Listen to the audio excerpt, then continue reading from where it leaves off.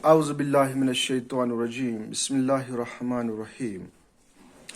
Dear viewers, السلام علیکم ورحمۃ اللہ وبرکاتہ.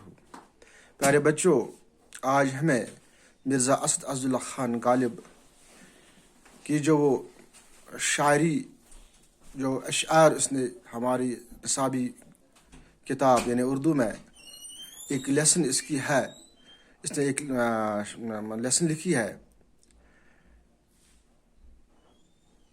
انہی کی تشریح ہم آج انشاءاللہ کریں گے. لیکن اس میں کچھ یہ لیسن تو بڑی ہے، لیکن اس میں پہلا بند جو اس کا ہے اس کی ہم تشریح کریں گے. پہلا شعر جو اس کا ہے: ابن مریم ہوا کرے کوئی، میرے دکھ کی دوا کرے کوئی، بک رہا ہوں جنوں میں کیا کیا، کچھ کچھ نہ سمجھے خدا کرے کوئی، نہ سنور نہ سنو گر برا کہے کوئی کوئی، نہ کہو گر برا کرے کوئی، روک لو گر غلط چلے کوئی، بخش دو گر خطا کرے کوئی. کون ہے جو نہیں ہے حاجت مند، کس کی حاجت روا کرے کوئی، کیا کیا خضر نے سکندر سے، اب کسی رہنما کرے کوئی، جب توقع ہی اٹھ گئی غالب، کیوں کسی کا گلہ کرے کوئی. غالب صاحب فرماتے ہیں، پہلا اس کا اشعار جو ہے: ابن مریم ہوا کرے کوئی، میرے دکھ کی دوا کرے کوئی. فرماتے ہیں کہ کاش کوئی مسیح کی طرح ہوتا جو میرے اس درد کی دوا کرے، جو مجھے محبوب کی جدائی میں پیدا ہو. دوسرا شعر: بک رہا ہوں جنوں میں کیا کیا، کچھ کچھ نہ سمجھے خدا کرے کوئی.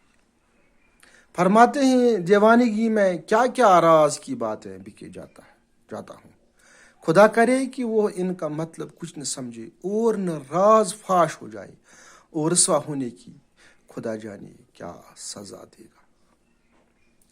نہ سنو گو برا کہے کوئی، نہ سنو گو برا کہے کوئی، نہ کہو گر برا کرے کوئی. فرماتے ہیں غالب صاحب فرماتے ہیں کہ اگر کوئی تمہیں کچھ برا کہے تو اس کی طرف دھیان نہ دو، اور اگر کوئی تمہارے ساتھ برائی کرے تو جواب میں واپس اس کو برا مت کہو.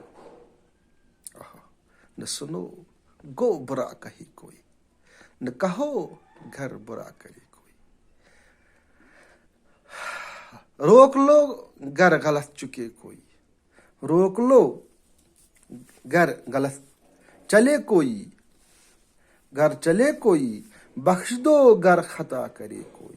فرماتے ہیں غالب صاحب فرماتے ہیں کہ کوئی کسی برے راستے پر گامزن ہے تو آپ کا اخلاق فرض بنتا ہے کہ آپ اس کو روک لیں اور کوئی غلط کام کرنے نہ دیں. لیکن اب اگر کسی سے کوئی خطا سرزد ہو بھی جاتی ہے تو آپ کو چاہیے کہ اس کی خطا معاف کریں.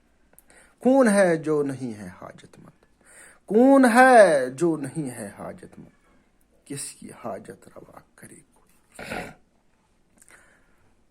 غالب صاحب فرماتے ہیں کہ اس دنیا میں ہر کوئی کسی نہ کسی چیز کا محتاج ہے. اب ایک محتاج دوسرے محتاج کی حاجت کو کیسے پوری کر سکتا ہے. کیا کیا خضر نے سکندر سے، کیا کیا خضر نے سکندر سے، اب کسے رہنما کرے کوئی، اب کسے رہنما کرے کوئی. غالب فرماتے کہ سکندر اعظم ایک عظیم مملکت اور خزانہ کا مالک تھا. اپنی عمر درازی کے لیے حضرت خضر کی رہنمائی کے مطلوب رہے. خضر کی رہنمائی کے باوجود بھی سکندر اپنا راستہ کھو بیٹھا اور آبی حیات سے محروم رہے اور خالی ہاتھ لوٹ آئے. اب کون کس کی رہنمائی پر بھروسہ کرے. جب توقع ہی اٹھ گئی غالب، جب توقع ہی اٹھ گئی غالب، کیوں کسی کا گلا کرے کوئی. غالب صاحب فرماتے ہیں کہ میں نے اپنی ساری امیدیں اپنی محبوب کے ساتھ وابستہ کیے تھے، لیکن جب اس نے ہی مجھے جھٹلایا تو دوسروں کی بے مربتی کی شکایت کیا کروں. پیارے بچوں، یہ تھا غالب کی لیسن کا پہلا حصہ، پہلا بند، جو میں نے پہلے ان اشعاروں کو پڑھا اور اس کے بعد میں نے ساتھ ساتھ میں ان کی تشریح بھی کی، ان کا معنی بھی آپ کو سمجھانے کی کوشش کی. آپ مہربانی کر کے اس تشریح کو اپنی کاپی پر صاف صاف اٹھا کر، صاف صاف لکھ کر اپنی کاپی پر لکھیں اور اس کو ساتھ ساتھ سمجھنے اور یاد کرنے کی کوشش کریں. غالب کے کچھ اشعار ایگزام میں ضرور آتے ہیں، کیونکہ غالب تو بہت بڑا فیمس مشہور شاعر تھا. ہاں، اس لیے ان اشعاروں کی تشریح سمجھنے کی کوشش کرو، اور انشاءاللہ امتحان میں بھی آپ انشاءاللہ ان کو اچھی طریقے سے کرو گے. اللہ حافظ.